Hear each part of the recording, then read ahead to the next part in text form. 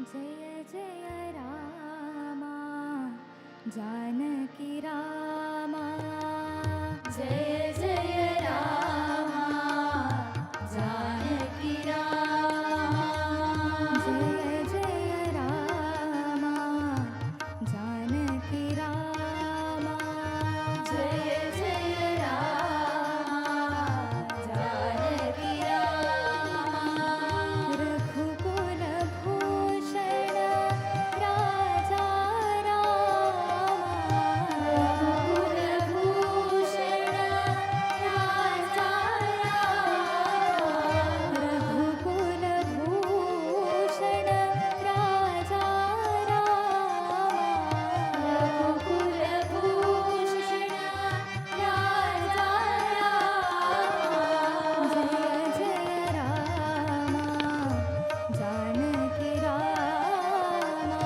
जय जय रामा जानकी रामा तापस रंजन तारक नामा तापस रंजन तारक नामा तापस रंजन तारक नामा तापस रंजन तारक नामा दानव भंजन कोदंड रामा दानव भंजन कोदंड रामा दानव भंजन कोदंड रामा दानव भंजन कोदंड रामा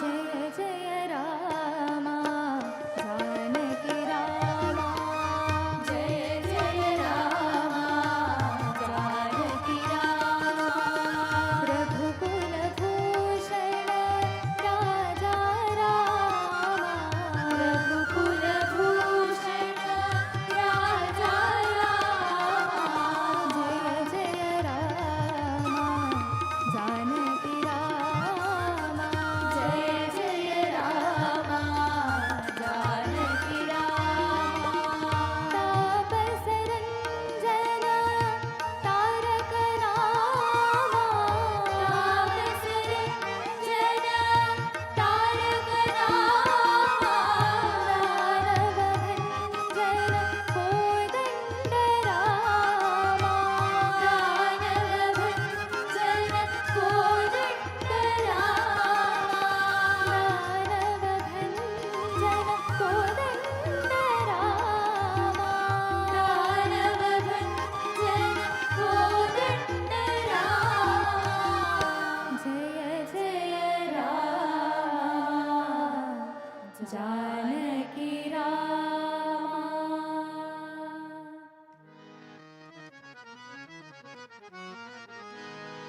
राम कृष्ण तुम हो जय राम जय राम राम कृष्ण तुम हो जय राम जय राम राम कृष्ण तुम हो जय राम जय राम राम कृष्ण तुम हो जय राम जय राम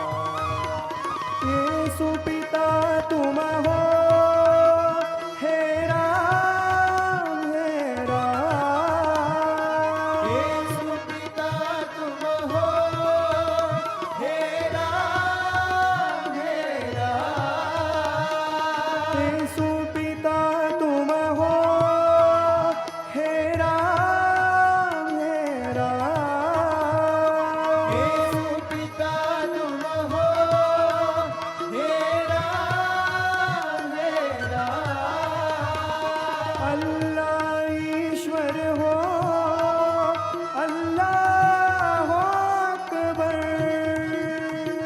अल्लाह ईश्वर हो, अल्लाह अकबर। अल्लाह ईश्वर हो, अल्लाह अकबर। अल्लाह ईश्वर हो,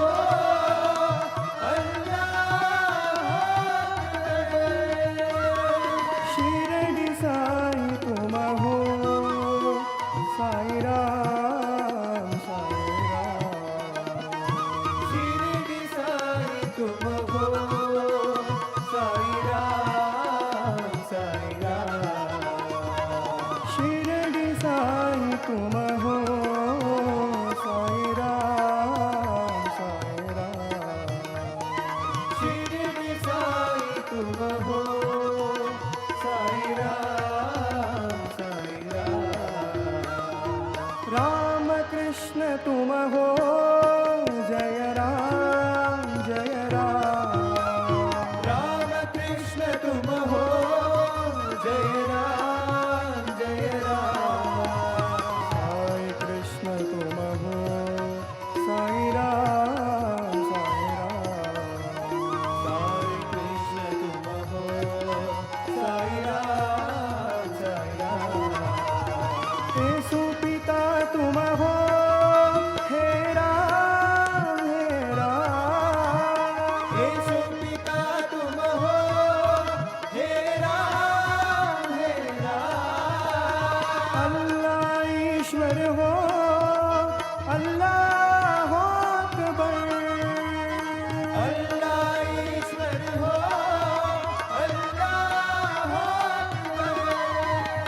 शिरडी साई तुम हो, साई राम साई राम। शिरडी साई तुम हो, साई राम साई राम। शिरडी साई तुम हो, साई राम साई राम। शिरडी साई तुम हो, साई राम साई राम। राम कृष्ण तुम हो, जय राम जय Ram.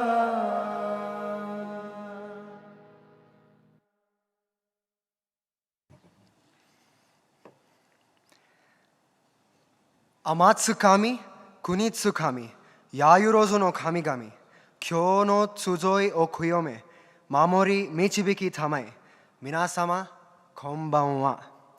This is a Shinto prayer invoking the blessings of the Japanese deities, invoking the blessings of the Almighty, respected elders, guests and participants from around the world, Sairam and good evening. Welcome to day 27 of the One World, One Family World Cultural Festival here at Sathya Sai Grama. This evening, we are very pleased to have with us on stage Sri D.V. Sadananda Gowda, former Chief Minister, Government of Karnataka.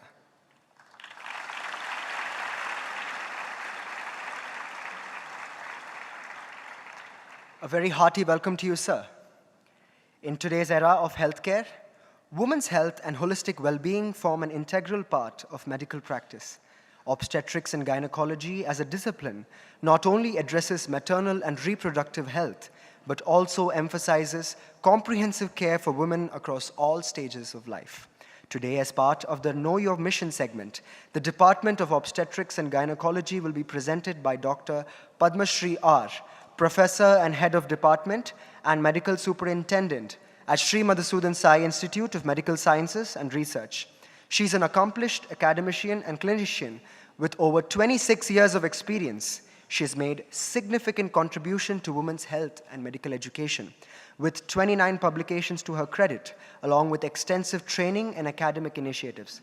She exemplifies the integration of medical expertise with value-based care, shaping both clinical excellence and holistic education. Dr. Padma Shri R., please.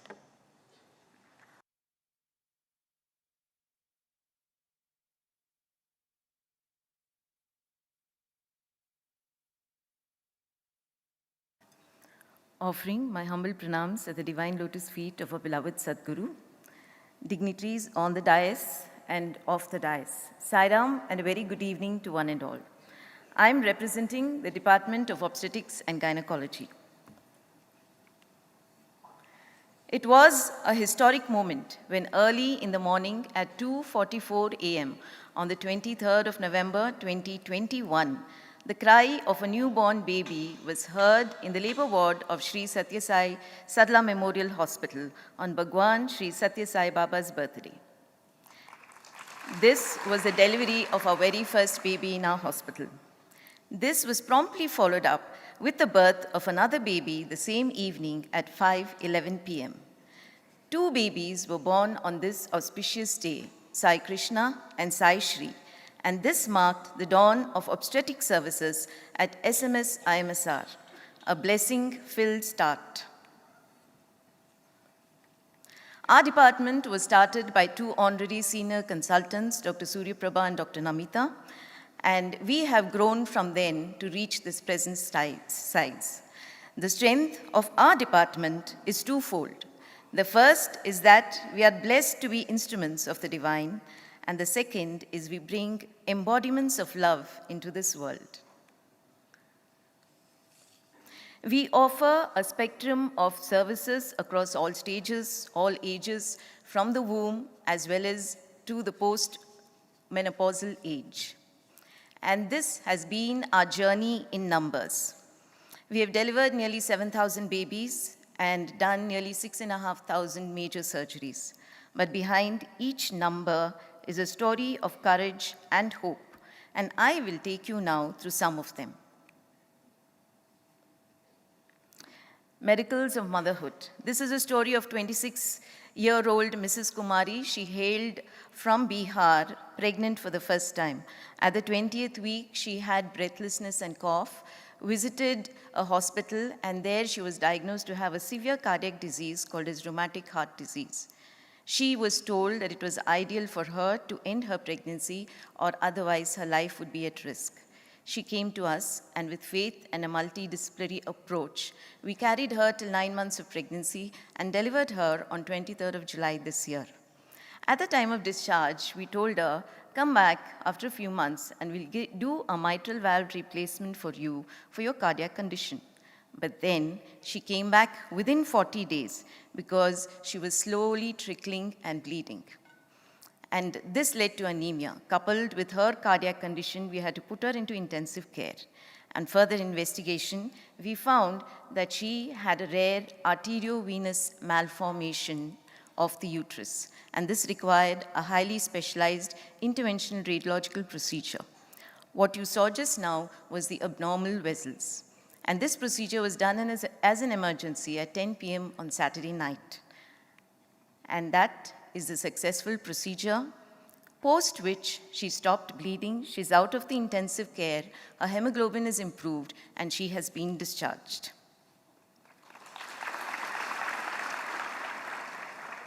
This is another story of collaboration. 2 weeks ago, this baby was born through a normal vaginal birth, but then developed respiratory distress and went to the neonatal intensive care and was even put on ventilator. And then we discovered that this baby had a tracheoesophageal fistula, which is a connection between the windpipe and the food pipe. Again, an emergency surgery was done for this baby 2 Sundays ago to close this fistula. And what you see there is the picture of the baby, which was taken just yesterday, very stable, and the mother giving the baby Paladi feeds. This reminds us that every life matters, no matter how fragile. It also talks about how collaboration between various departments helps in completing the care for both the mother as well as the child. These are just 2 examples of high-risk pregnancies that we have done, and many more are there. And with this, we went for an accreditation with our national body, the Federation of Obstetrics and Gynecological Society of India, and we were accredited with this certificate about 5 months ago. Dr. Nandish was the lead faculty who took the exams for this certification. Continuing the saga of compassionate care, this is a story Continuing the saga of compassionate care, this is a story of 38-year-old Sushila, a bangle seller from Bagilpalli. She was married for 18 years. She and her husband struggled with infertility and were told to go for IVF, which was well beyond their means. They came to our hospital. She conceived with the very first IVF cycle, and this is our first IVF baby, Hitesh Raj, who was born on Sri Ramanavami Day. And this, brothers and sisters, I would say is not a coincidence, but a coincidence. We have treated 150 such IVF cycles totally free of cost, and our success rate is 65%, though we do just a single embryo transfer as opposed to other IVF centers which do double embryo transfers. Young girls and big battles. Kavya was a 16-year-old girl from Gauri Bidnoor, and she had severe pain and heavy bleeding during menstruation, due to which she could not even attend her school regularly. Investigation revealed that she had a small tumor in her uterus which needed to be removed. Because of her young age, our team performed a minimally invasive surgery on her and removed this fibroid safely. Today, Kavya joyfully says that after surgery, I not only went back to school, but I passed my 10th standard exams. She says, I have got my life back. And this is a story of another young lady who had repeated abortions at the 2nd and 3rd month of her pregnancy. A scan revealed that there was a thin uterine wall or tissue which was coming from the top of the uterus, entering into the cavity, reducing the space, therefore leading to her abortions. So we did something called as a hysteroscopic resection of this wall, which is called as a septum. Just 4 months after this procedure, she conceived naturally, and today she's 7 months pregnant, a living symbol of hope restored.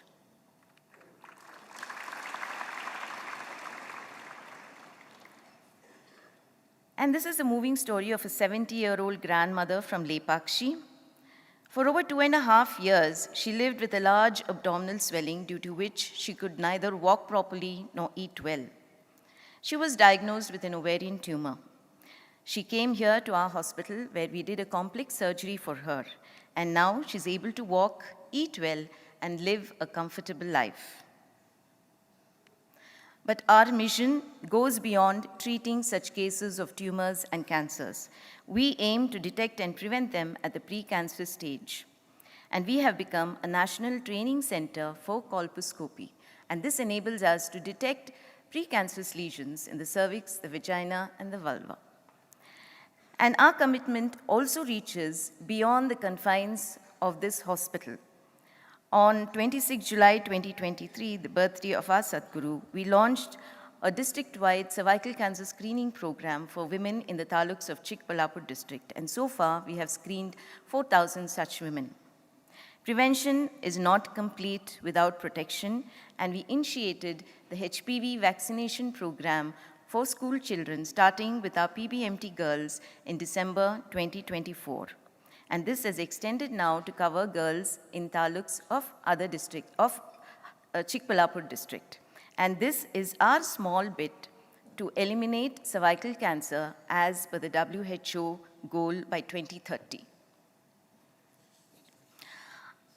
Our department was the first department to have a publication in the first issue of our university journal, the Awareness Journal. We have also conducted 8 continuing medical education programs, and that includes the recently concluded state-level zonal Kasoga conference.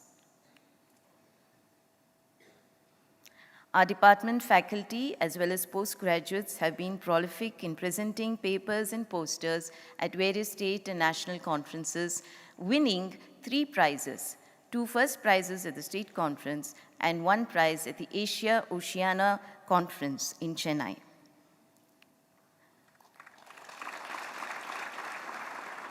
Another proud milestone is that our two DNB diploma students have just passed the exams and completed their course, becoming budding young gynecologists.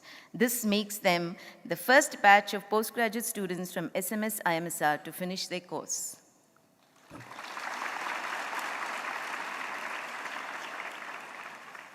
Our future vision is to expand into an IVF center, adding robotics into advanced minimal invasive surgery, starting an academic program in reproductive medicine, and laparoscopy and hysteroscopy. Collaborating with other upcoming departments like the Genomics Lab for antenatal genetic screening and stem cell banking, as well as with the Department of Radiodiagnosis for fetal medicine. Swami, the road we walk is the best of science, blessed by Sai, instruments divine, thy work we ply. I would like to end with a small video called Voices of Gratitude, which talks about a couple of patient testimonials. ನಾನು ಚಿಕ್ಕಬಳ್ಳಾಪುರದಿಂದ ಮಾಡ್ತಿದ್ದೀನಿ. Actually ನಾನು second ಪ್ರೆಗ್ನೆನ್ಸಿಗೆ ಚೆಕಪ್ಗೆ ಅಂತ ಹಾಸ್ಪಿಟ್ಲಿಗೆ ಹೋಗಿದ್ದೆ. ಆಗ first ಸ್ಕ್ಯಾನಿಂಗಲ್ಲಿ ನನಗೆ ಬಂದ್ಬಿಟ್ಟು uterus fibroid ಇದೆ ಅಂತ ಹೇಳಿದ್ರು ಡಾಕ್ಟರ್ಸ್ ಕೂಡ. ನನಗೆ ಅದು ಫೈಬ್ರಾಯ್ಡ್ ಇದೆ, 90% ಅಬೌಟ್ ಆಗೋ ಚಾನ್ಸಸ್ ಇದೆ, ಬೇಡ ರಿಲೀವ್ ಮಾಡಿಬಿಡಿ, ಅವಾಯ್ಡ್ ಮಾಡಿಬಿಡಿ. ನಮ್ಮ ಫ್ಯಾಮಿಲಿ ಮೆಂಬರ್ ಬಂದ್ಬಿಟ್ಟು ಇಲ್ಲಿ ಸತ್ಯ ಸಾಯಿ ಹಾಸ್ಪಿಟಲ್ ಮುದ್ದೇನಹಳ್ಳಿಗೆ ಹೋಗಿ ಅಲ್ಲಿ ಒಳ್ಳೆ ಟ್ರೀಟ್ಮೆಂಟ್ ಕೊಡ್ತಾರೆ, ಚೆನ್ನಾಗಿ ನೋಡ್ತಾರೆ ಅಂತ ಹೇಳಿದ್ರು. ಆಮೇಲೆ ಎತ್ಕೊಂಡು ನಾನು ಇಲ್ಲೇ ಸೆಕೆಂಡ್ ಮಂತಿಂದ 9th ಮಂತ್ ಫುಲ್ ಟ್ರೀಟ್ಮೆಂಟ್ ಇಲ್ಲೇ ತಗೊಂಡಿದ್ದೆ. ಬಂದಾಗೆಲ್ಲ ಡಾಕ್ಟರ್ಸ್ ಆಗಲಿ ಸಿಸ್ಟರ್ಸ್ ಆಗಲಿ ಅಂದರೆ ಸಪೋರ್ಟಿವ್ ಆಗಿ ಮಾತಾಡ್ತಿದ್ರು, ಏನು ಪ್ರಾಬ್ಲಮ್ ಆಗಿಲ್ಲ ಅಂತ ಹೇಳ್ತಿದ್ರು. ಆಮೇಲೆ ಈಗ ನಾನು ಮೊನ್ನೆ 19th ಬಂದ್ಬಿಟ್ಟು ನನಗೆ ಏನಾದರೂ ಸೆಕ್ಷನ್ ಆಯಿತು ಮತ್ತು ಯೂಟ್ರಸ್ ಫೈಬ್ರಾಯ್ಡ್ ಕೂಡ ಗಡ್ಡೆ ರಿಮೂವ್ ಮಾಡಿದ್ರು. ನಾನು ಹೆಲ್ದಿಯಾಗಿದ್ದೀನಿ, ನನ್ನ ಮಗುನೂ ಹೆಲ್ದಿಯಾಗಿದೆ. Thank you so much ma'am. నా పేరు ఆనంద శ్వేత, నాది కాకల్చింత గ్రామము. నాకు పిల్లలు కాలేదని 7 years నుంచి పిల్లలు కాలేదని ముద్దేనహళ్ళికి వచ్చాను. తర్వాత నాకు ప్రెగ్నెన్సీ టైంలో షుగరు, బీపీ, థైరాయిడ్ ఇవన్నీ వచ్చాయి. అవన్నీ నార్మల్ చేసి నాకు Sit down and thank you very much.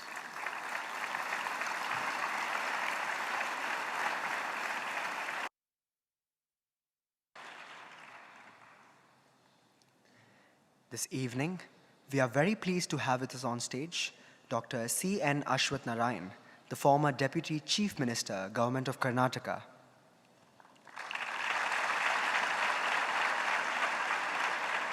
A very hearty welcome to you, sir. As part of the centenary celebrations, we take the opportunity to express our gratitude to our corporate partners who have stood by us in our mission of service. This evening, we are honored to present the CSR Circle of Honor to Epson India Private Limited. Epson, a global leader in printing and imaging technology, is renowned for its innovation in printers, projectors, and digital solutions that combine efficiency with sustainability. With over 3 decades of presence in India, Epson has built a strong reputation for reliability, cutting-edge products, and a deep commitment to environmental responsibility and community impact.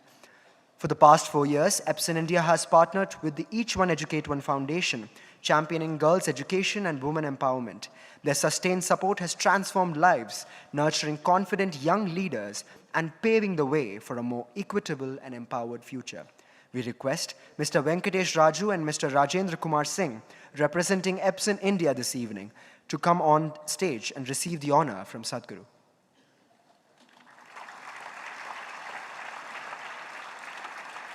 Mr. Venkatesh Raju is the Director of Supply Chain Management with nearly 4 decades of experience, including 29 years at Epson. His leadership in the supply chain has been vital in driving efficiency, resilience, and excellence. Mr. Rajendra Kumar Singh, HR Manager, has over 20 years of professional experience, more than a decade of which has been spent in Epson. In his role, he has been instrumental in shaping people practices, talent development, and fostering a culture of growth. We now request Mr. Venkatesh Raju to share a few words.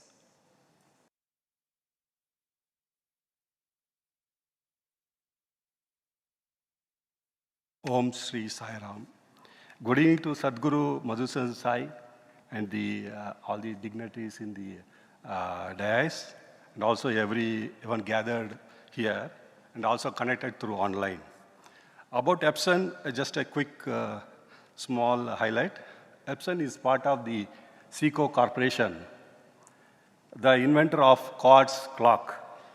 It is the heartbeat of all the electronic devices. Here our Sadhguru Madhusudan Sai is a real heartbeat for millions and millions of people across the globe.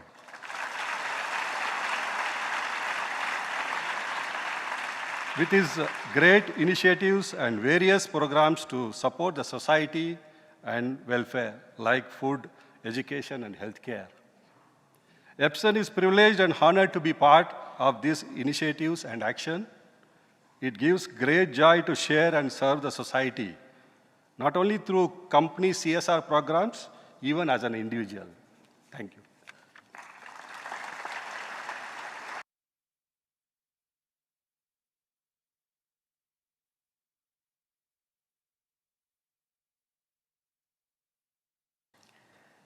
Every day of this festival, a new nation comes forward, sharing its unique culture and contribution to the spirit of one world, one family. We now journey from the Middle East to the land of the rising sun. Kochiraga haiki desu. Hinode no kini. Kimben to kiritsuga michi o terasu. This couplet, or haiku as it is called in Japanese, translates to the land of the rising sun, where diligence and discipline shine through to illuminating the path of success. Nihon kara no keiai suru shinto no minasama o mokoi dekiru koto wa oki na shufuku desu. Koko Sathya Sai Grama ni iru watashi tachi wa minasama no gorinseki o kokoro kara yoronko de orimasu. It translates as today it is a great blessing for us to welcome our dear brothers and sisters from Japan. All of us here at Sathya Sai Grama are truly overjoyed by your presence.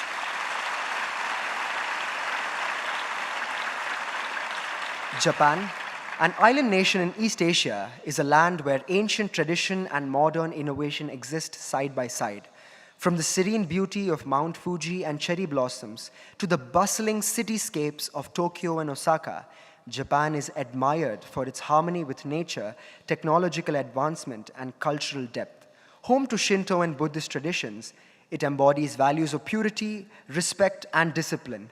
Its heritage is reflected in tea ceremonies, calligraphy, martial arts, and timeless cuisines such as sushi and ramen.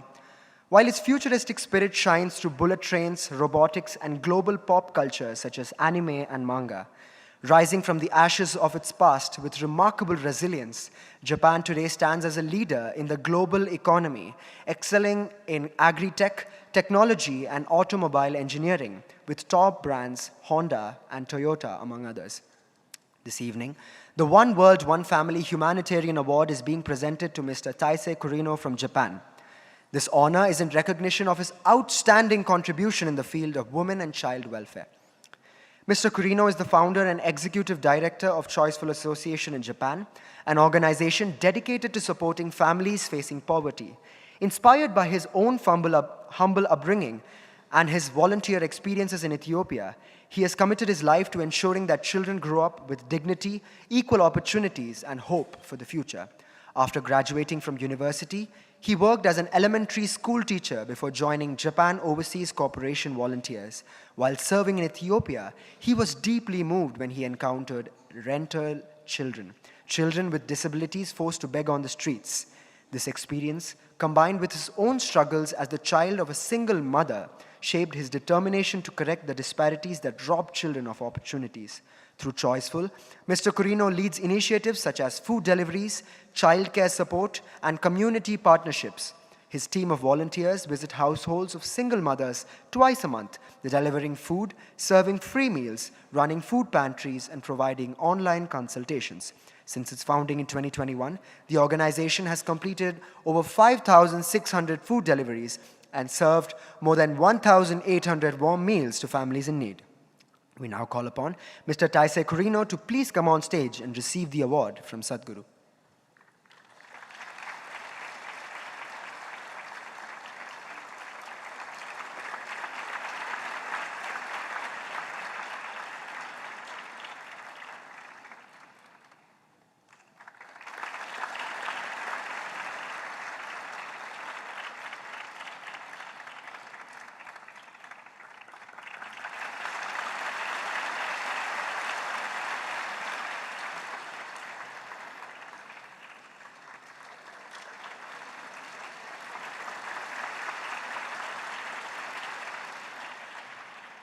We request Mr. Corino to kindly deliver his acceptance speech.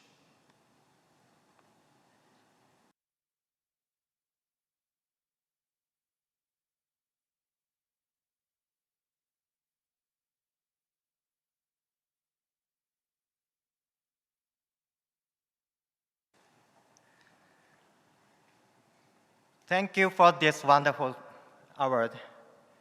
It is not a personal honor, but a tribute to the children, family, staff, volunteers, and partners who make work possible.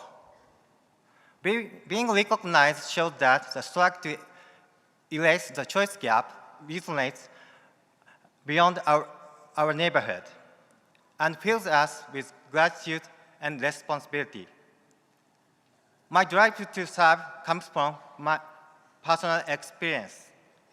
As a child, my family lived in public housing because of my father's death, and I felt how a lack of options darkens the future.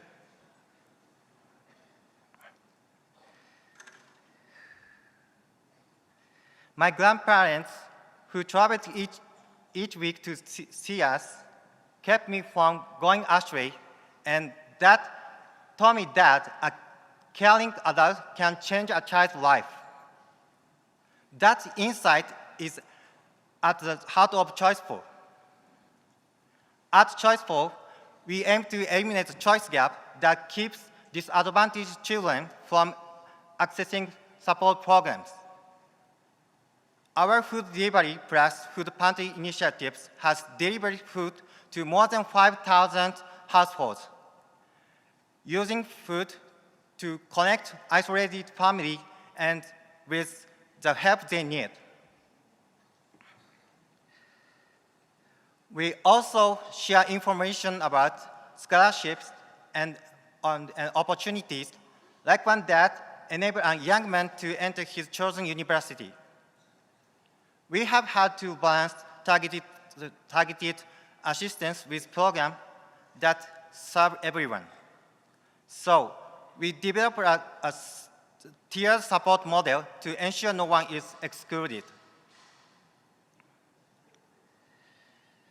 Looking ahead, our dream is a society where every child can imagine a hopeful future, and to extend our model across Japan and beyond. The passion of our staff and volunteers sustains us. Let us turn this moment into greater impact for the children who still wait for real choices. Thank you very much.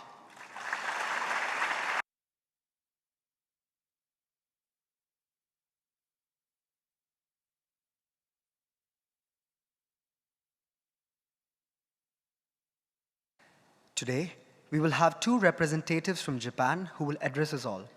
Our first speaker this evening is Mr. Toshi Ando, a graduate of the School of Architecture at the City College of New York. Brother Toshi worked in New York as an architectural designer for 10 years before returning to Japan, where he has since been serving as a manager in a construction company in Tokyo. Brother Toshi has been closely associated with the mission of Bhagwan Sri Sathya Sai Baba for many years and is today actively supporting Sadhguru's mission through the translation of books into Japanese. He also serves as one of the directors of One World, One Family Japan. This evening, he will be sharing with us his insights on the rich culture and traditions of Japan. Mr. Toshi, please.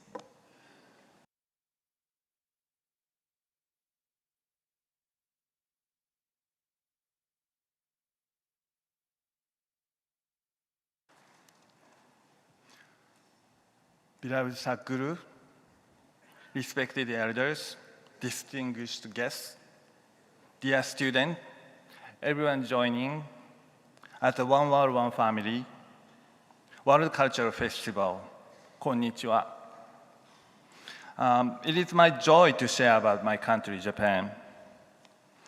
As you can see on this slide, Japan is located at Far East Asia, and it's often referred to as country of rising sun. Our land stretches over 3,000 kilometers north to south with 4 main islands, Honshu, Hokkaido, Kyushu, Shikoku, and thousands of small ones, including Okinawas. Japan has about 124 million people. The capital city is Tokyo, and Japan is blessed with a wide range of climates and biodiversity, bringing with a beautiful transition of its 4 distinct seasons. The official language is Japanese. Our currency is yen, and 1 yen is about 0.60 Indian rupee currently. Mount Fuji is the highest mountain of 3,776 meters. It is a symbol of Japan and has been worshipped as nature god since ancient times. This artwork by Hokusai, the Great Wave, created in the 1800s, famous worldwide. It depicts the power of nature and its beauty. Every spring we have a cherry blossom everywhere in Japan. The land gets covered in beautiful pink flowers as shown in this image, where Mount Yoshino is covered in thousands of cherry blossoms. Kyoto, our former capital, is filled with temples and gardens. This is Tojo Pagoda Temple, 5-story wooden tower that stands as cultural treasure. Far south, Okinawa has coral reefs and warm seas. Its subtropical climate brings vibrant marine life and unique culture. Shintoism and Buddhism are the main religion of Japan. Shintoism honors diversity in all the nature, fostering gratitude and harmony with all. In the altar of Shinto shrine, the divinity is represented as mirror, reminding everyone that divinity lies within our own selves. Zen Buddhism has developed a notion of wabi-sabi, which means embracing things as they are and recognizing that nothing is permanent. Modern engineering and technology in Japan are based on the spirit of monozukuri, or craftsmanship. And it is developed from the wabi-sabi concept of Japan with a keen sense of observation. Our food reflects gratitude to the nature. Miso, rice, and soup and pickles are everyday staples. Shojin ryori, created by Buddhist monks, is vegetarian, seasonal, and prepared with care. The tea ceremony with matcha expresses harmony and respect. Sushi is more than a food. It is a symbol of Japanese culture. And each piece is prepared in precision and respect. And today, you would have tasted vegetarian sushi. Hope you liked it. And those sushi were made by Japanese participants from the early morning and with a love and devotion. And monaka is a crisp wafer with sweet bean paste inside. This is a traditional sweet. And the one we will be sharing today is as a prasadam, is a presidential award-winning sweet, and it has a walnut inside.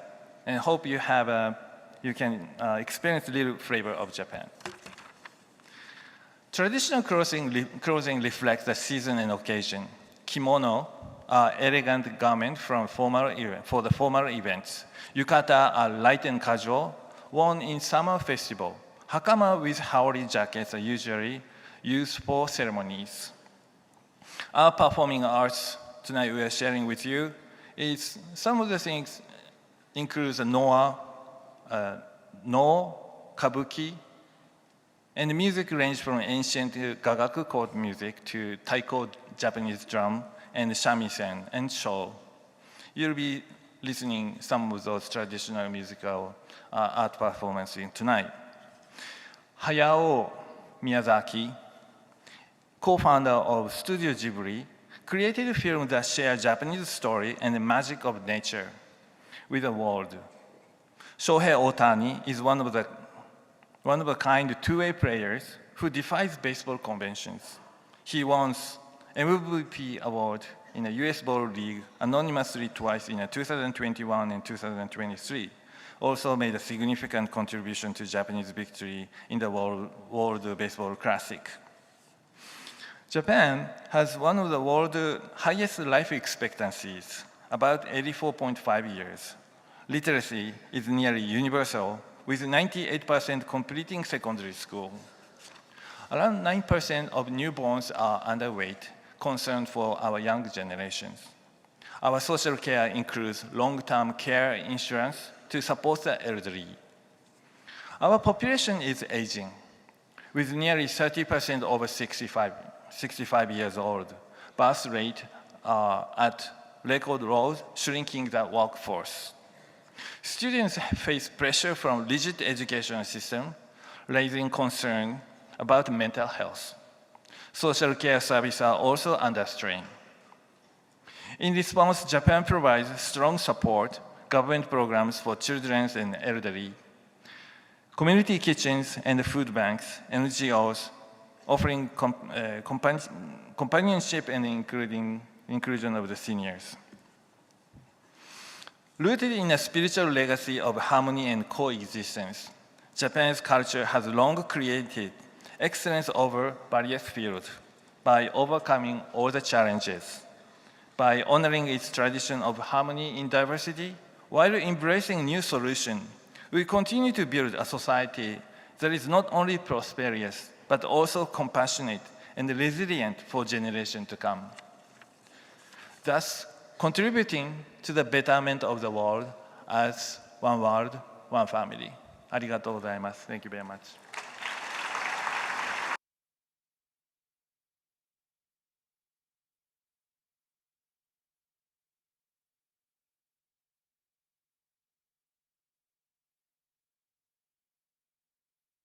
Next, we have a short video showcasing the service initiatives undertaken in Japan by the members of the One World, One Family mission.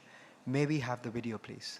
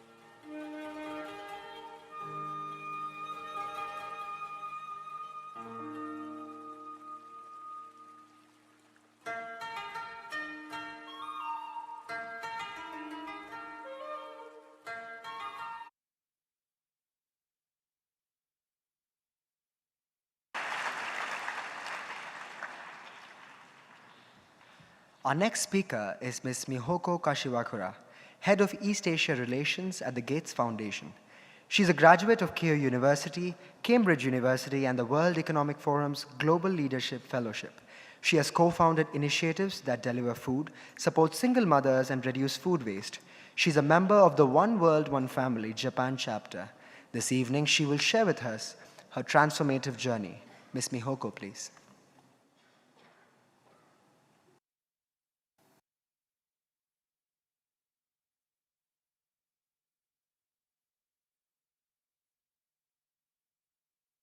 Dear beloved Sadhguru, respected elders, dear brothers and sisters, good afternoon, konbanwa. I stand before you to humbly share my story on how Baba came into my life and over the last few years, what I learned from Sadhguru. And my story goes back when I was a little girl.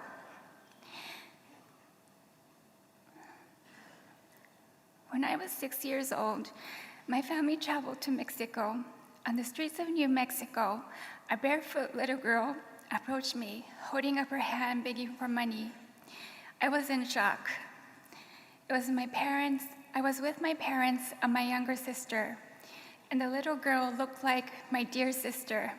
I still remember her beautiful eyes and her bleeding feet. Witnessing poverty was the saddest experience for me. I wasn't just heartbroken, but I was angry. Angry that we have allowed a world where our dear children need to beg for essentials like food. That day, I promised to myself to work to end poverty, especially for our children. Every step I took since then, academically and professionally, was to find the best solution to remove poverty from our world. I started my career in finance, hoping to find ways to redesign capitalism and business values to reward social good and work with ESG investors. In 2017, I was craving to directly serve the poorest population and had the opportunity to apply to my dream job at the Gates Foundation, the world's largest philanthropic organization founded by Bill Gates. That was when Baba suddenly came into my life. During my final interview in London, something was missing. I felt like there was a hole in my heart. I asked for help, and my best friend sent me to a center where many individuals gathered to learn about Baba's teachings. When I entered the center, Baba's warm, kind eyes welcomed me.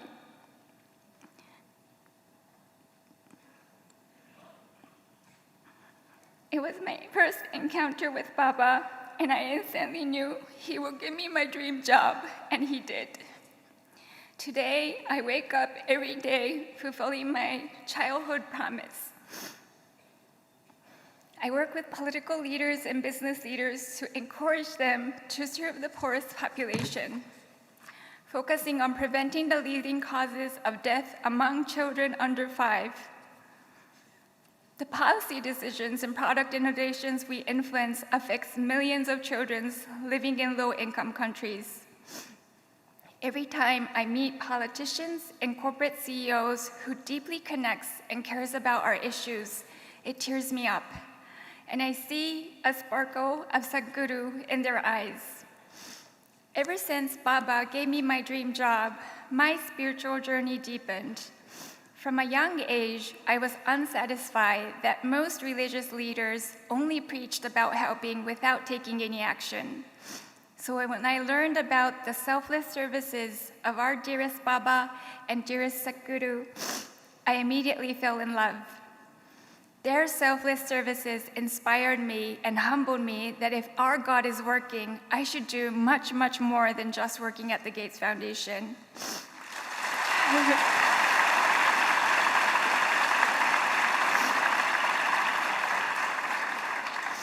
My very first encounter with our Sadhguru was in 2018 when he visited Japan.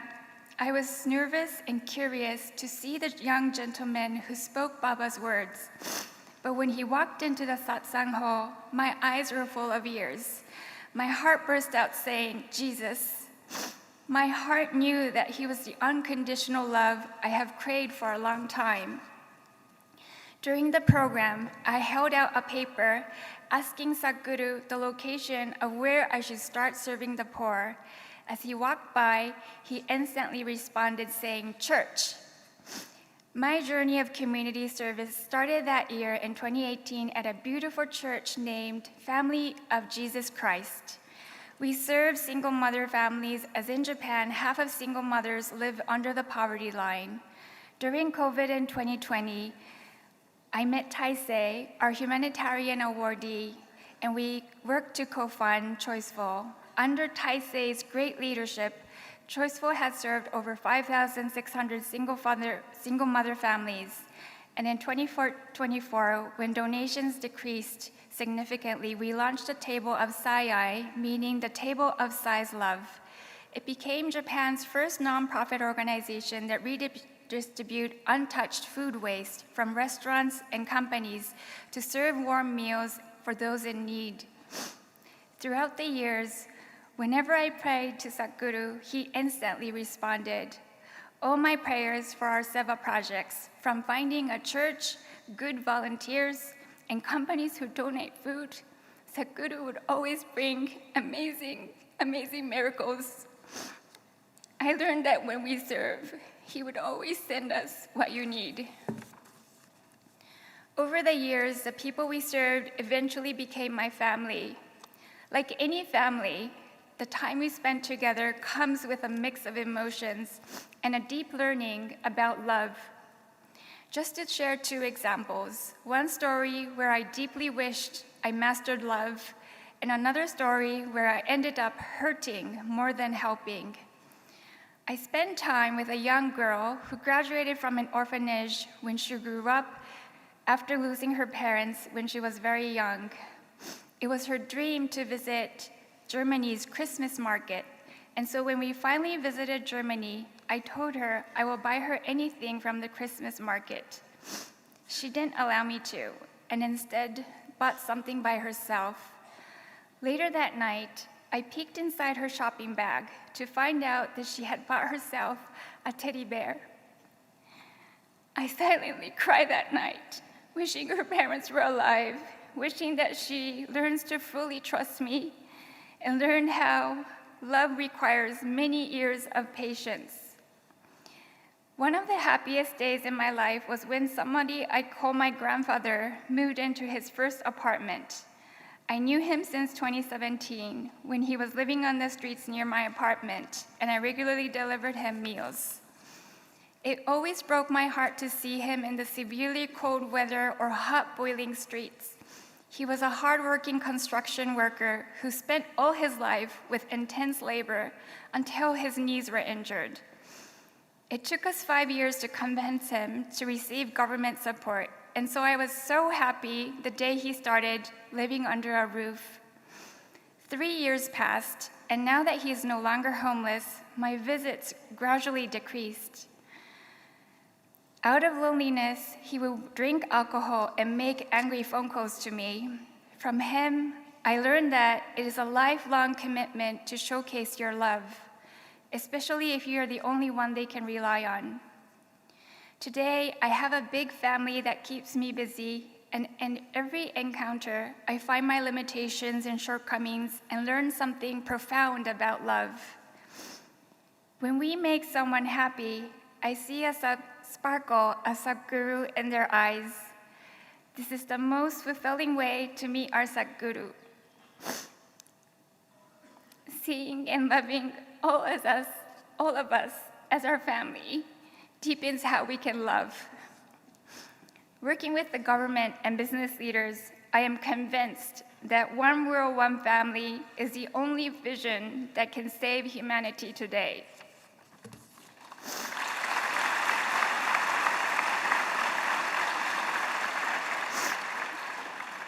Nationalism and selfishness creeps in every part of the world. As Sadhguru mentioned last week, defense budget is skyrocketing while we are cutting budgets for development aid that saves lives. This year has been a very tough year for me. There were many days I was depressed hearing the news of cuts of US aid. It is estimated that by 2030, over 14 million people could die from preventable causes. But coming here, I realized that this is all a divine play. Dearest students and esteemed guests, all of us are the beacon of hope of humanity. Let us all show the world the power of selfless love and services.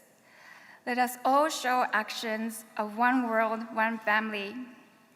Beloved Sadhguru, thank you for always being with me, and thank you for every opportunity to serve.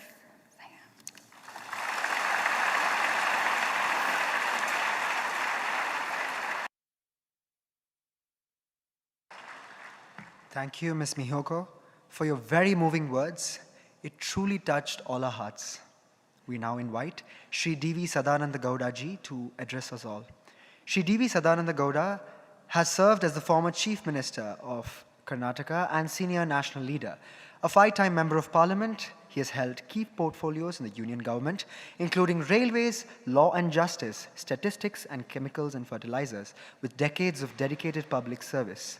Sri D.V. Sadananda Gowda, please.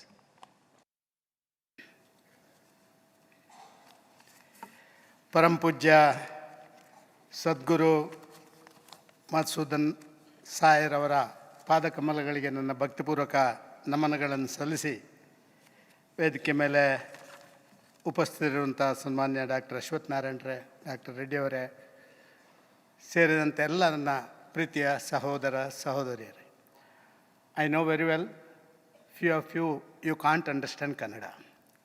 But in spite of that, majority of the people who are gathered here, they are from Karnataka, where they speak Kannada as their mother tongue. I sought the permission of our Sadhguru, and I will speak in Kannada. In some places, I may join few English words also. ಪ್ರಾಯಶಃ ಇಂಥ ಒಂದು ಅದ್ಭುತ ಕಾರ್ಯಕ್ರಮದಲ್ಲಿ ಭಾಗವಹಿಸುವುದೇ ಒಂದು ಪೂರ್ವಜನ್ಮದ ಪುಣ್ಯ ಅಂತ ನಾನು ಭಾವಿಸ್ತಾ ಇದ್ದೀನಿ. ಸಾಮಾನ್ಯವಾಗಿ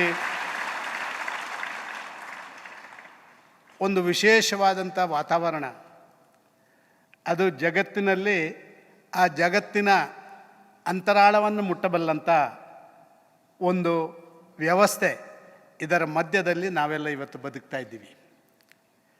ಪರಿವರ್ತನೆ ಜಗತ್ತಿನ ನಿಯಮ. ಬೇರೆ ಬೇರೆ ವ್ಯವಸ್ಥೆಗಳನ್ನು ನಾವು ನೋಡ್ತಾ ಇದ್ದೇವೆ.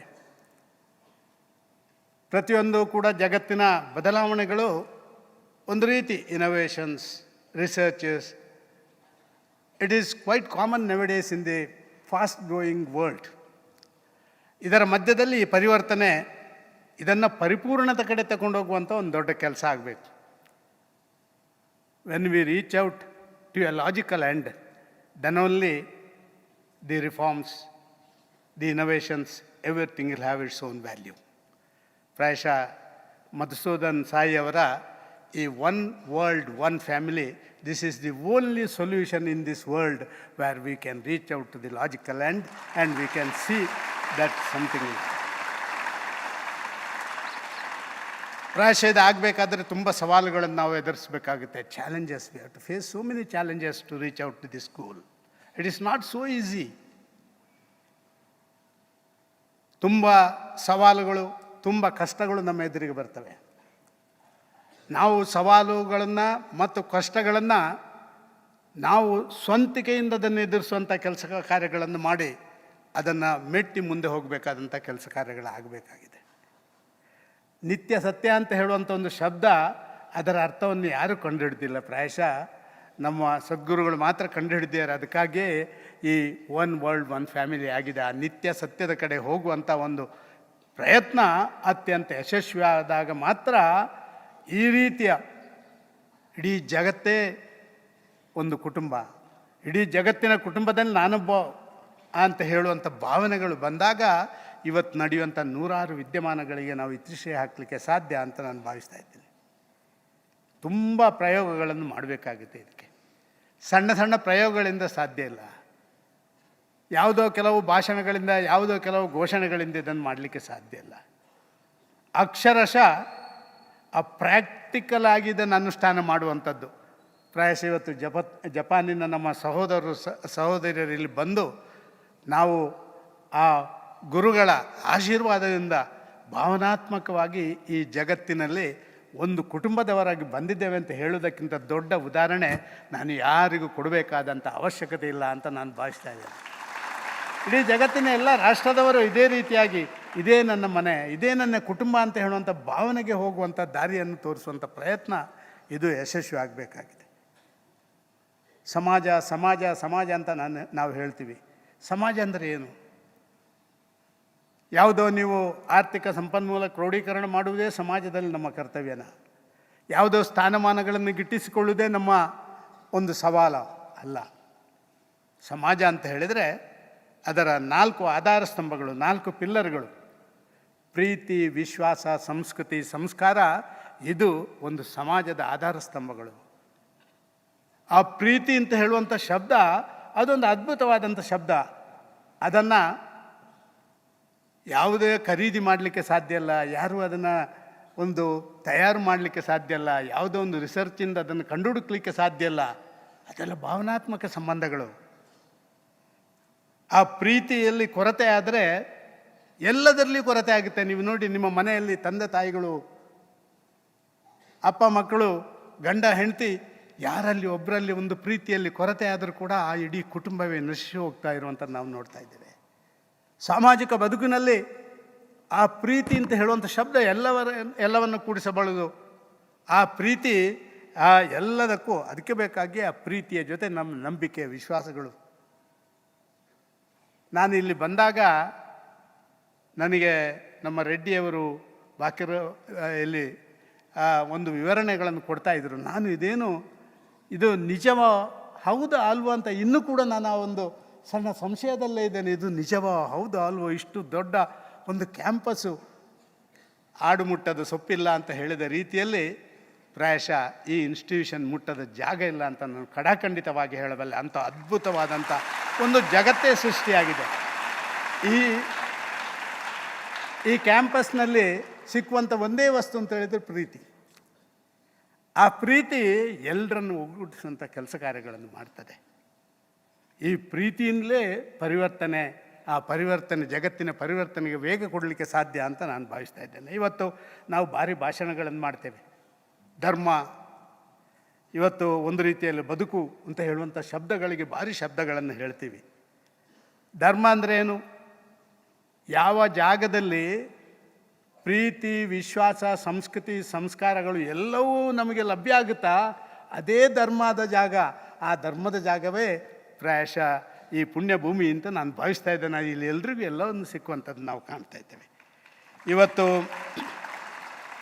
ಯಾರು ಇದನ್ನೆಲ್ಲ ಕೊಡ್ತಾರೋ ಅವರೇ ಶ್ರೇಷ್ಠರು. ಅದಕ್ಕಾಗಿಯೇ ನಮ್ಮ ಗುರುಗಳು ನಮಗೆ ಶ್ರೇಷ್ಠರು, ಜಗತ್ತಿನ ಅತ್ಯಂತ ಪವಿತ್ರ ವ್ಯಕ್ತಿ ಯಾರು ಅಂತ ಹೇಳಿದರೆ ಈ ಪ್ರೀತಿಯನ್ನು ಎಲ್ರಿಗೂ ಕೊಡಬಲ್ಲಂಥ, ಜಗತ್ತಿಗೆ ಕೊಡಬಲ್ಲಂಥವರಿಗಿಂತ ದೊಡ್ಡವರು ಜಗತ್ತಲ್ಲಿ ಯಾರೂ ಇರಲಿಕ್ಕಿಲ್ಲ ಅಂತ ಹೇಳುವಂಥದ್ದು ನನ್ನ ಭಾವನೆ. ಆ ರೀತಿಯ ಒಂದು ವಾತಾವರಣ ಸೃಷ್ಟಿ ಇದೆ. ಇವತ್ತು ಇದನ್ನೆಲ್ಲವನ್ನು ಕೂಡ ನಾವು ಸ್ವೀಕಾರ ಮಾಡಬೇಕು. ಮನುಷ್ಯನಿಗೆ ಸೋಲು, ಗೆಲುವು ಅಥವಾ ಸಮಾಜದಲ್ಲಿ ಮೇಲು ಕೀಳು ಇದೆಲ್ಲ ಬರುವಂಥದ್ದು ಸ್ವಾಭಾವಿಕ. ಆದರೆ ಇದರ ಮೇಲೆ ಕೂಡ ಮನುಷ್ಯ ಒಂದು ಕನಸು ಕಟ್ತಾನೆ. ನಾನು ಹೀಗಿರಬೇಕು, ಹೀಗಾಗಬೇಕು, ಹೀಗಿದ್ದರೆ ಒಳ್ಳೆಯದು ಅಂತ ಹೇಳುವಂಥ ಭಾವನೆಗಳು ಸಣ್ಣ ಪುಟ್ಟ ಮಕ್ಕಳಿಂದ ಹಿಡಿದು ನಮಗೆಲ್ಲ ಬರ್ತವೆ. ಡಾಕ್ಟ್ರು ಆಗಲೇ ಹೇಳಿದರು, ಯಾರ್ಯಾರು ಹೇಗಿದ್ದವರನ್ನು ಹೇಗೆ ಮಾಡಲಿಕ್ಕೆ ಸಾಧ್ಯ ಆಯಿತು ಈ ಪುಣ್ಯಭೂಮಿಯಲ್ಲಿ ಅಂತ ಹೇಳುವಂಥದ್ದು. ಅದಕ್ಕೆ ಹೇಳುವಂಥದ್ದು ಬದುಕು ಅಂತ ಹೇಳಿದರೆ ಬೇರೆ ಏನೂ ಅಲ್ಲ. ನಾವು ಕಟ್ಟಿಕೊಂಡಂಥ ಒಂದು ಕನಸು, ಈಗ ನನ್ನ ತಂಗಿ ಇಲ್ಲಿ ಜಪಾನ್ನ ತಂಗಿ ಹೇಳಿದರು, ಎಷ್ಟು ಅದ್ಭುತವಾಗಿ ಹೇಳಿದರು ಅಂತ ಹೇಳಿದರೆ, ಒಂದು ಕನಸು ಅದು ನುಚ್ಚು ನೂರಾದ ಮೇಲೆ ಇನ್ನೊಂದು ಕನಸನ್ನು ಕಾಣುವುದೇ ಉಂಟಲ್ಲ, ಆ ಮನುಷ್ಯನ ಬದುಕು ಅಂತ ನಾನು ಭಾವಿಸ್ತಾ ಇದ್ದೇನೆ. ಅಂಥ ಹೊಸ ಕನಸನ್ನು ಕಂಡಂಥ ತಂಗಿ ನಿಮ್ಮನ್ನು ಉದ್ದೇಶ ಈಗ ಮಾತಾಡಿದ್ದನ್ನು ನಾವು ಕೇಳಿದ್ದೇವೆ. ಇದೇ ಬದುಕು, ಇದಕ್ಕಿಂತ ದೊಡ್ಡದು ಬದುಕು ಏನಿಲ್ಲ. ಹಿರಿಯರು ಒಂದು ಮಾತನ್ನು ಹೇಳಿದರೆ, ಕಷ್ಟಗಳನ್ನು ಭೇಟಿಯಾದರೆ ನಿಮಗೆ ತಾಳ್ಮೆಗೆ ದಾರಿ ಸಿಗುತ್ತೆ. ತಾಳ್ಮೆ ಅಂದರೆ ಏನು ಅಂತ ಗೊತ್ತಾಗುವುದೇ ಕಷ್ಟಗಳನ್ನು ನೀವು ಎದುರಿಸಿದಾಗ. ಅವಮಾನಗಳನ್ನು ನೀವು ಭೇಟಿಯಾದಾಗ ಆಗ ನಿಮ್ಮ ಡಿಸಿಷನ್, ನೀವು ಯಾವುದೋ ಒಂದು ತೀರ್ಮಾನ ತಗೊಳ್ಬೇಕು, ನಿರ್ಣಯ ತಗೊಳ್ಬೇಕು ಅಂತ ಹೇಳೋದು ನಿಮಗೆ ಗೊತ್ತಾಗುತ್ತೆ. ಹಸಿವು, ನಿಮಗೆ ಭಾರಿ ಹಸಿವಿನಿಂದ ಕಂಗಾಲಾದಾಗ ಮಾತ್ರ, ಭಾರಿ ದೊಡ್ಡವರಿಗೆ ಹಸಿವಿನ ಸಂಗತಿ ಗೊತ್ತಿರಲ್ಲ, ಹಸಿವಿನಿಂದ ಕಂಗಾಲಾದಾಗ ಮಾತ್ರ ನಿಮಗೆ ಅನ್ನದ ಬೆಲೆ ಗೊತ್ತಾಗುತ್ತೆ. ಇದೇ ರೀತಿ ಸೋಲನ್ನು ಭೇಟಿಯಾದಾಗ ಹೊಸ ಗೆಲುವಿನ ದಾರಿ ಸಿಗುತ್ತೆ. ಆ ಹೊಸ ಗೆಲುವಿನ ದಾರಿಗೆ ಇರುವಂಥ ಒಂದೇ ಒಂದು ಶಬ್ದ, ಅದು ಪ್ರೀತಿ. ಅದು ಸಿಕ್ಕಿದಾಗ ಮಾತ್ರ. ಈ ರೀತಿಯಲ್ಲಿ ಇಲ್ಲಿರುವಂಥ ವ್ಯವಸ್ಥೆಗಳನ್ನು ನಾವು ಕಂಡಿದ್ದೇವೆ.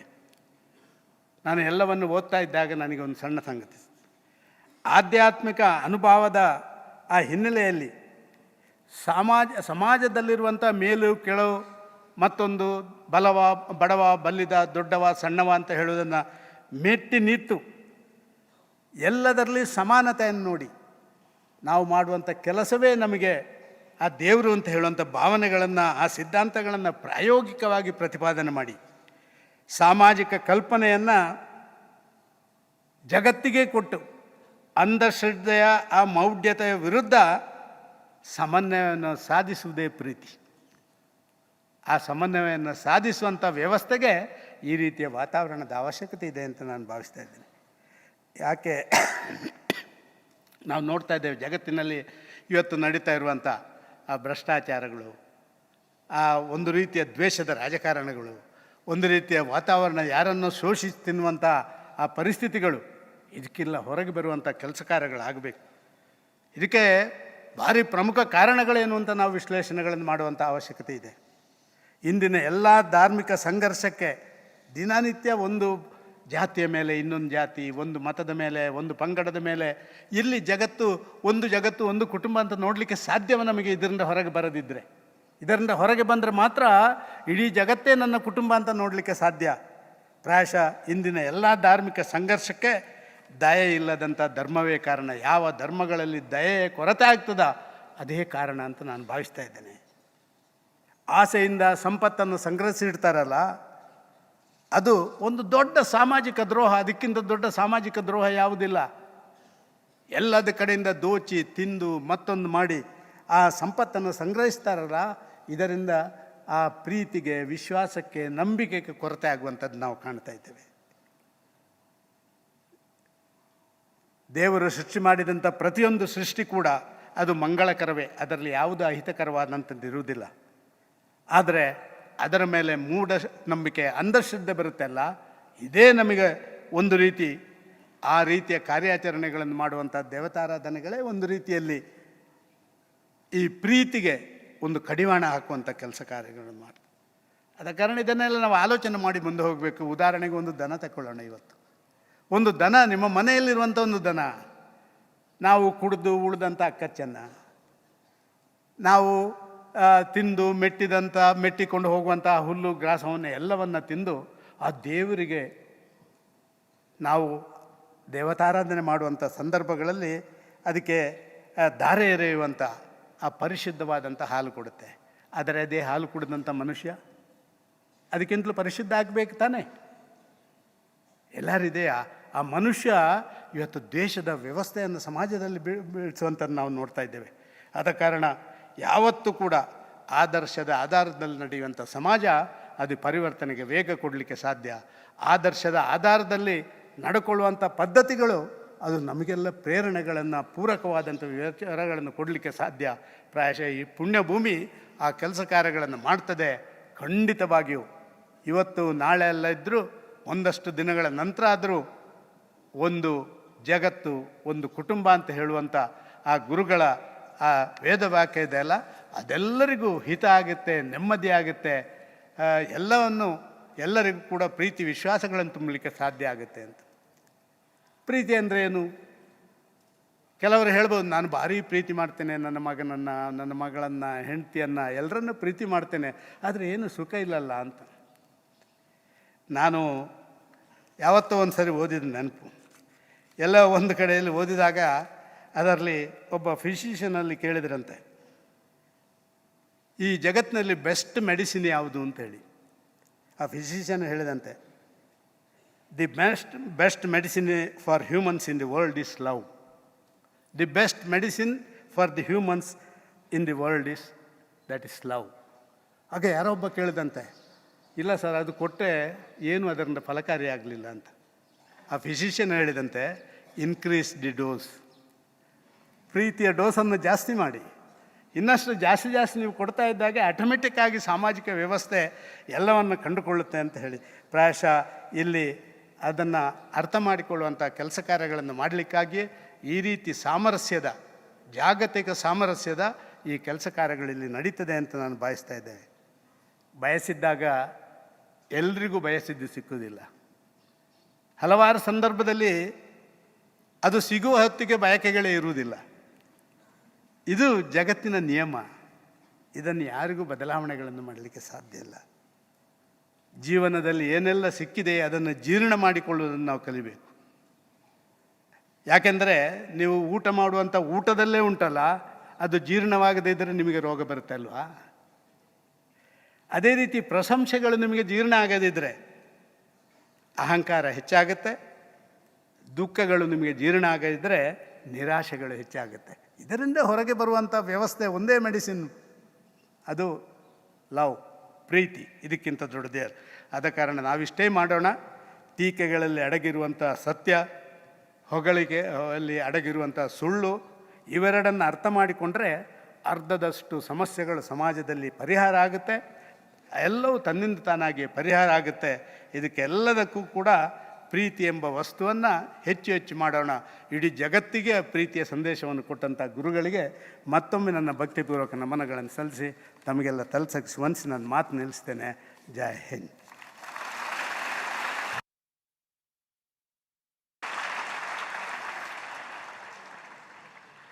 Thank you, sir. Now, we request Dr. C.N. Ashwath Narayanji to address us all. Dr. C.N. Ashwath Narayan was the former Deputy Chief Minister of Karnataka, a respected leader and visionary. He has represented the Malleshwaram constituency for 4 consecutive terms since 2008. Over the years, he has held several key portfolios. As Higher Education Minister, Dr. Ashwath Narayan played a pivotal role in furthering the vision of accessible and values-based education by approving 2 additional campuses of our university at Muddenahalli and Nallakadirnahalli. His commitment to progress and service continues to inspire many. Dr. C.N. Ashwath Narayan, please.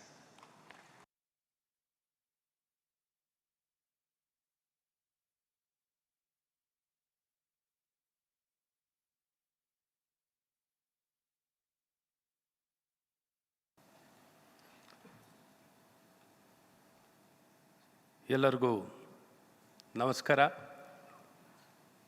Good evening to all the dignitaries, invitees, students who are assembled here to celebrate the World Cultural Festival 2025. On this occasion, the very presence of our Sadguru, Sri Madhusudan Sai Guruji, I would like to offer my pranams to his lotus feet. At the same time, we do have the chief guest, our former Chief Minister, Union Minister, and who has been known to implement a program called Sakal, that is a citizens guaranteed services within limited time. Sri Sadananda ji and Narsimurthy Anna, who has been the pillar in this institution. Dear friends, I will not take much of your time. Most important, as all of us have been witnessing, each and every speaker was giving a very clear message how the Sathya Sai institution has been working across the world, in each and every space and vertical. The impact, trying to reach out to the lost man in the society, is very important in all the aspects with regard to the healthcare, education, food, and personality development, and trying to get peace in their lives is a very important thing. Probably in this direction, we keep seeing theoretical talks. But here is a place where we could witness theory and practice live place where we could witness the practice as well as the advice what we receive here. Probably I am very lucky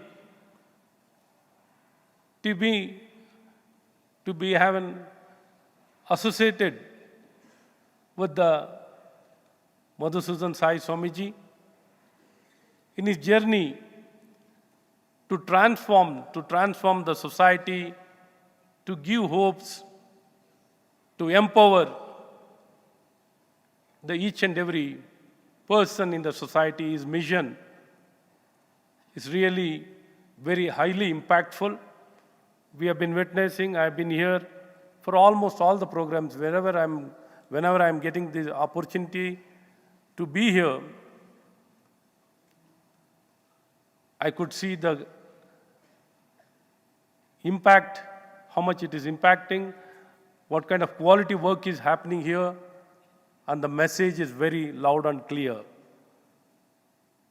Probably, as all the speakers have been mentioning, how we need to have a one word, one family. One word, one family is a statement. It's been always said by all of us. When it comes to the implementation, it is not happening to the expected level. But here, in Sathya Sai, in Bhagwan Sathya Sai's land, or the place wherever they have been working, we could see this impact, creating hope of, which is a reality. It can be realized, it can be implemented. It is not just theoretical, it can be implemented. It's been proved in Sathya Sai's mission and vision. I think that is the greatest hope or a message which we can give to the entire world. So all of us need to be part of this mission. So I am here being the part of this mission. Being a people's representative, we need to collaborate, we need to enable, we need to facilitate. We have got immense power. You can't even imagine what could be the power of a government. It can change in seconds. We can make anything happen. But we need to have the clarity. We need to have that mission and vision. Puja Gurus, models, all the models have been very successful. How a village can be developed, a model of village development, or an institution building, or in a hospital, or an educational institution, or Veda Upanishads. Let it be any vertical. So we need to take this message and adapt and take it forward to make this world a better place to live. Love all, serve all is the slogan and the theme here that has been given. So with these few words, I will not take much of time. And we could see today is the special day, 100 days celebration of the centenary celebration of Bhagwan Sathya Sai Baba. It's been celebrated with all the devotion. So in this direction, we are having 100 countries participating. 100 countries for 100 days. Each day, one country is participating. Today, we are lucky. We are lucky to have Japan to participate in this World Cultural Festival, to know more about their culture, their food, their religion, about all the aspects of their Japan, to know very closely. It is a great opportunity to come together, a great, beautiful Bharat and Japan coming together. It will be the greatest forces working for the peace and humanity in the entire world. So the event is very meaningful, well curated, well planned, very systematic. I can't even imagine it can be so systematic and it can be so well curated. Guruji, I'm really impressed with the kind of organization of the way it has been conducted It's really appreciable. I thank once again Guruji in this audience and this program for giving me this opportunity to say a few words. I thank all of you for giving me this opportunity. Namaskar. Bharat Mata Ki.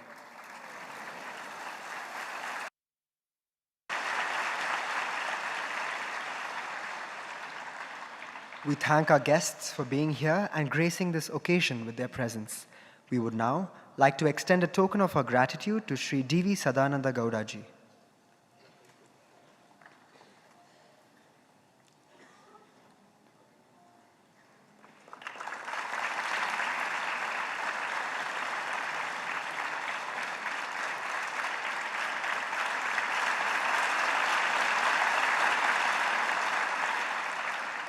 We would now like to extend a token of our love to Dr. C.N. Ashwath Narayanji.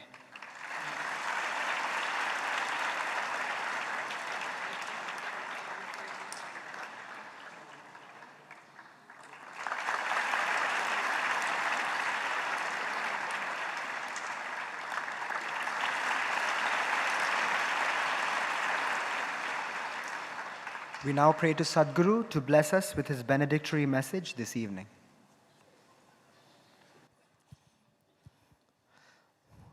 Konnichiwa. That's a Japanese greeting. I learned it because I went to Japan. Today, on this special day of celebration of the country of Japan, I welcome all our members of our family from Japan who are here. And also, I thank the esteemed guests on the stage, Sadananda Gowdaji, who made it here, and he spoke so well about the value of love. Love is the only medicine, and if it is not working, then just increase the dose. That's what he said. It will work. So that's a universal medicine, wonderful idea. So now you know that the power of love is unquestionable. Just that when we don't love enough, that is when it does not work. So we just have to love more intensely, more frequently, with more of our heart, bigger dose, and it would work. Wonderful message. So it will remain with us, with all our children. So also Dr. Ashwath Narayan, he has been there with this institution for ever since we started. I remember the first time he arrived here after becoming, that time he was the higher education minister, and he had come here. And I caught hold of him and told, you have to give us 2 more campus permissions. And he was inside my car, he could not say no. He could not have jumped out of the car. So he said, of course, and then he went, and promptly within a few days he came back with the letter and told that, Swamiji, as you asked, another 2 campus permissions we are granting from the state of Karnataka. That's how the Muddenahalli campus and the Nalakedranahalli campuses both came up, apart from the Gulbarga campus. And we could take more students, we could start the postgraduate programs, and the girls' campus could be started as a separate campus. All this happened with his help. Every time, whenever we needed any help, he has been there as a friend of the institution and always helped us, so we are very grateful. Today's institutions have grown leaps and bounds. It started with just a few students in Gulbarga, but today you can see there is a hall full of students. ತುಂಬ ಜನ ಸೇರಿದ್ದಾರೆ. ಇವತ್ತು 3,000ಕ್ಕಿಂತ ಹೆಚ್ಚು ಜನ ಓದ್ತಾ ಇದ್ದಾರೆ ಇನ್ಸ್ಟಿಟ್ಯೂಷನ್ಸ್ನಲ್ಲಿ. ಮತ್ತು ಯೂನಿವರ್ಸಿಟಿಯಲ್ಲಿ ಹೆಚ್ಚು ಜನ ಹೆಣ್ಣು ಮಕ್ಕಳೇ ಇದ್ದಾರೆ. Almost 65% to 70% students are girls in the university, more than boys. And ಅಷ್ಟು ಮಾತ್ರ ಅಲ್ಲದೆ ಗೋಲ್ಡ್ ಮೆಡಲ್ಸ್ನಲ್ಲಿ ಕೂಡ ಹೆಚ್ಚು ಗೋಲ್ಡ್ ಮೆಡಲ್ಸ್ ಗರ್ಲ್ಸ್ಗೆ ಸಿಗ್ತಾ ಇದೆ, ಬಾಯ್ಸ್ಗೆ ಏನು ಸಿಗ್ತಾ ಇಲ್ಲ.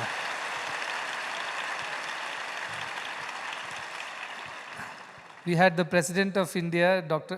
Srimati Draupadi Murmu, who was here for the convocation last year, and she mentioned, year before, she mentioned that yes, girls, when they're given the same opportunity as boys, we always see that girls outshine the boys because of the sincerity and hard work and the hunger to learn and grow. And that's proven again and again. That is what she was telling from the podium. And she used a very nice phrase. She said, "Ye to abhi trailer hai, picture abhi baki hai," she said. The girls are just showing the trailer that what is possible if they are given opportunity. The big picture is still yet to come. when girls will rule the roost in terms of performance and doing good in every field of the society. So that was something that she observed and commented. So we are very happy because this is how Sarkara, Samaja, Samstha, ಈ ಮೂರು ಸೇರಿ ಕೆಲಸ ಮಾಡಬೇಕು. ನಾನು ಯಾವಾಗಲೂ ಹೇಳ್ತಾ ಇರ್ತೀನಿ. Sarkara, Samaja and the Samstha. It means the governments, the society and our own institutions, other institutions of social service should work together, hand in hand to promote the cause of human welfare. And this is the example. We have always received very good support from the government and we are very happy that we are able to do more work. Now medical colleges come up. After that, this time postgraduate courses ಶುರು ಆಗಲಿಕ್ಕಿದೆ. So ಇಲ್ಲಿ ತನಕ DNB courses ನಡೀತಾ ಇದೆ. Next ಫೇಸ್ನಲ್ಲಿ ಈ ದೊಡ್ಡ hospital ಬರ್ತಾ ಇದೆ. ಅದರ ಜೊತೆಗೆ ಪೋಸ್ಟ್ ಗ್ರಾಜುಯೇಟ್ ಕೋರ್ಸಸ್ ಕೂಡ ಬಹುಶಃ 50 ಸೀಟ್ಸ್ ನಮಗೆ ಸಿಕ್ಕುತ್ತೆ ಬೇರೆ ಬೇರೆ ಸ್ಪೆಷಾಲಿಟೀಸ್ನಲ್ಲಿ. ಸೊ ಅದು ಕೂಡ ಇಲ್ಲಿ ಎಲ್ಲ ಉಚಿತವಾಗಿ ಅದನ್ನು ಉಚಿತವಾಗಿ ನಡೀತಾ ಇದೆ. ಸೊ ದ್ಯಾಟ್ ಈಸ್ ಆಗಲಿಕ್ಕಿದೆ. We are hoping that as soon as the inspections are done, we would be granted those seats and then we can recruit students who want to do postgraduate program in medicine. So things are growing like this. It is definitely the grace of Bhagwan Sri Sathya Sai Baba who has initiated this campus 55 years ago with the efforts of Narasimhamurthy ji and his brother Tyagajivis, who are, some of them are sitting here and many of them are not with us anymore, but they did their best to build this institution, sow the seed, and today it has grown into a huge Vatavriksha. Not just in India, it has spread to all parts of the world. And the last 27 days, 27 countries have come here from the Middle East, from Africa, from Mongolia, Russia, Europe, and today is Japan, Far East.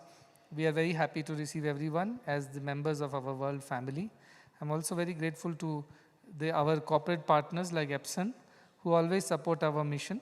They are also an integral part of this world family mission, where they promote the cause of education, health, nutrition in whichever way they can.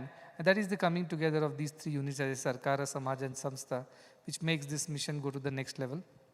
About Japan, these Japanese people are very courteous, very kind, very courteous, very hospitable. Whenever I've been to Japan, they've been very nice to us. And not just to us, in general, they're very nice, very humble. And they greet everybody with great respect. And truly they mean it from their heart. It is not just a ritual that they do.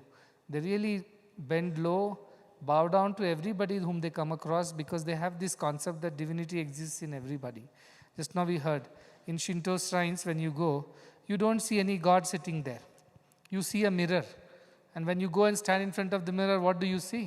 You see yourself in the mirror. And that is the idea of Shintoism, that God is not somewhere far away. Right here, you are that God that you're looking for. What a wonderful idea of Shintoism. So also the Japanese Buddhism, the Zen philosophy of wabi-sabi, which means accept things as they are. Things are perfect as they are. Accept it as the divine will and learn to live with it. Do not complain, do not cry about it. That's also a wonderful idea because most of the tension in the world is when we cannot accept things as they are.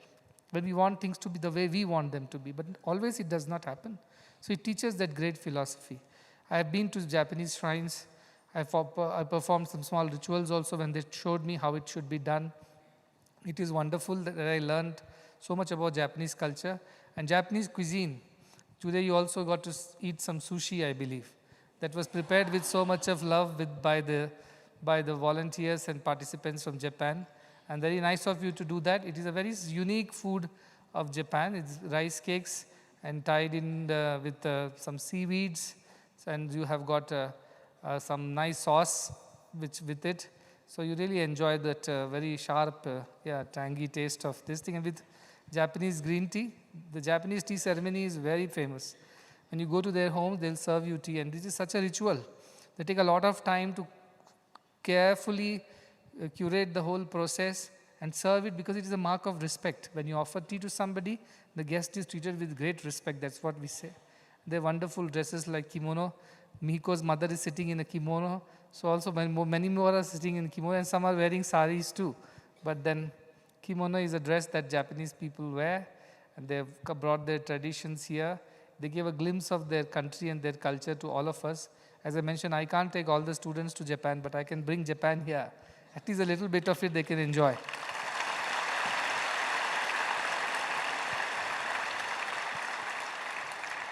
But why are we doing this? Why are we doing this?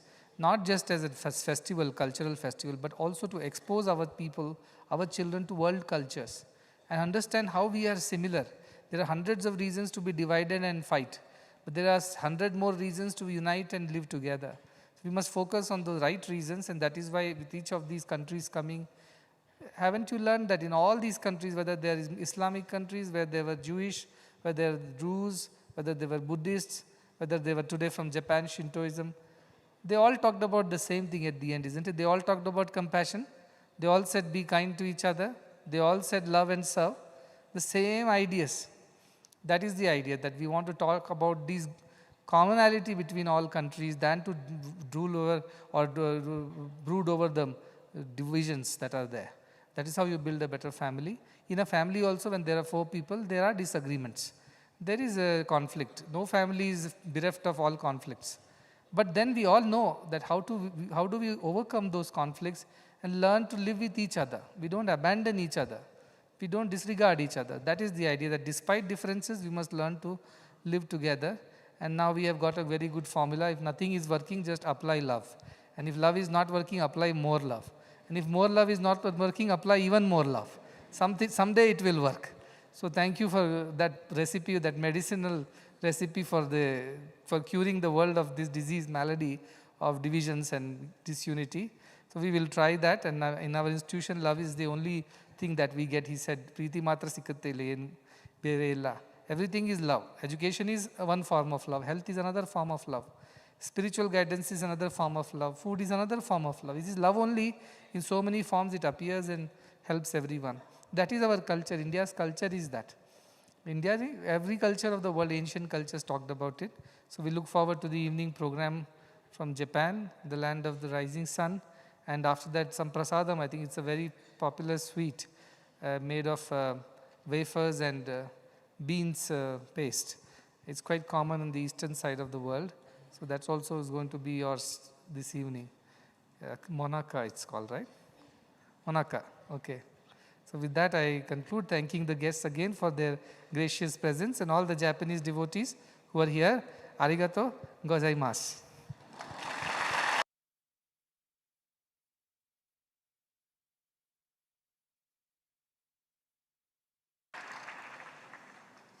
We will now break for 10 minutes, after which we shall reconvene for the evening's cultural program.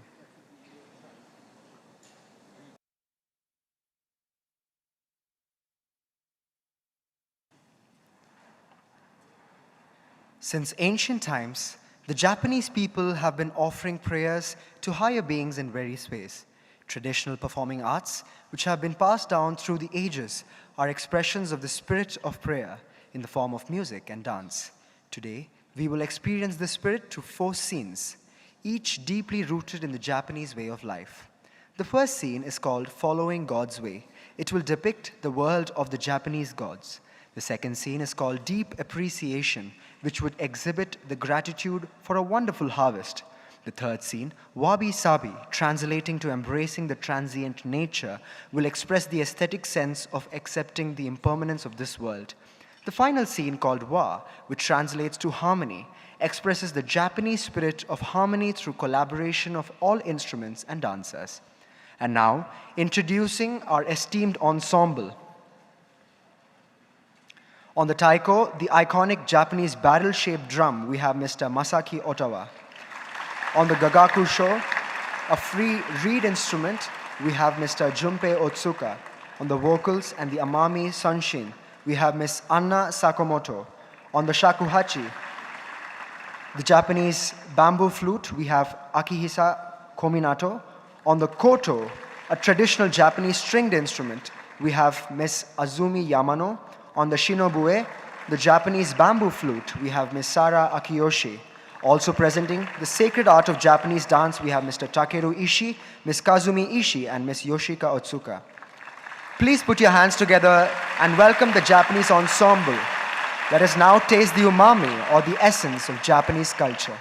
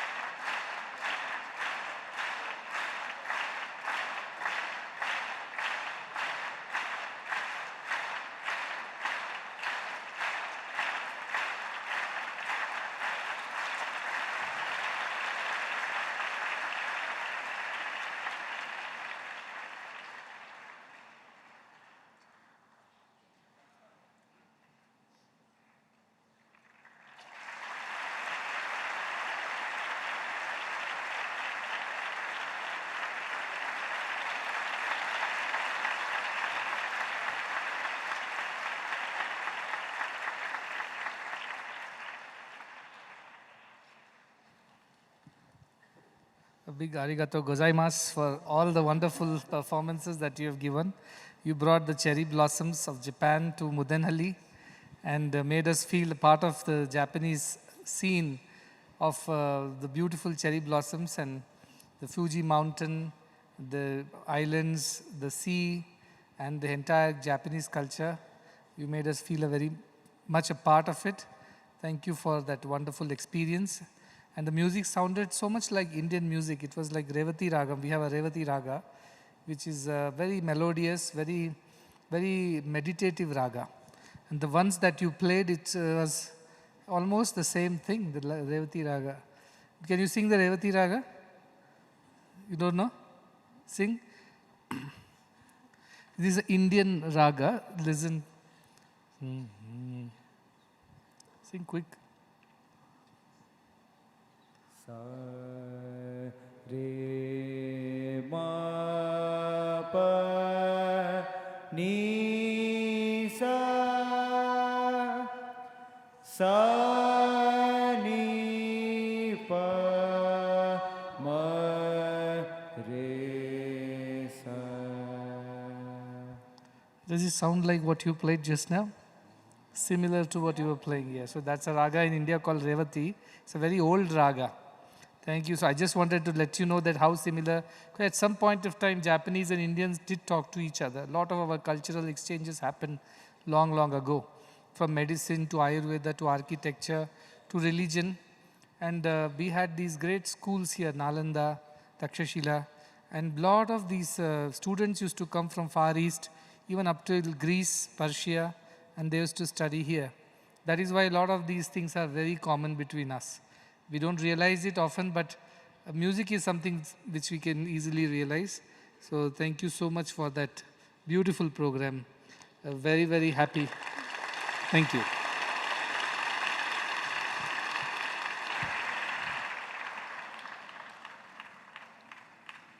We request all to rise for the national anthem of Japan, followed by the national anthem of India.